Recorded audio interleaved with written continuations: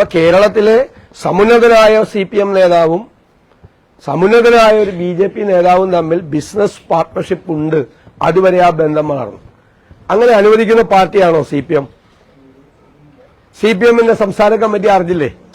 കേന്ദ്ര കമ്മിറ്റി അറിഞ്ഞില്ലേ ഇത്തരം വ്യവസായങ്ങൾ നടത്തുന്നത്, ഇത്തരം ബിസിനസ് നടത്തുന്നത്? അത് എന്തുകൊണ്ടാണ് ഞാനത് പറയാൻ കാര്യം? വെറുതെ ഒരു സുപ്രഭാതത്തിൽ പറഞ്ഞതാണോ? ജയരാജൻ തന്നെ പറഞ്ഞു കേരളത്തിൽ BJP ഒരുപാട് സ്ഥലത്ത് 2ാം സ്ഥാനത്ത് വരും. എന്നിട്ടും നിർത്തിയില്ല അദ്ദേഹം BJPയോടുള്ള സ്നേഹം.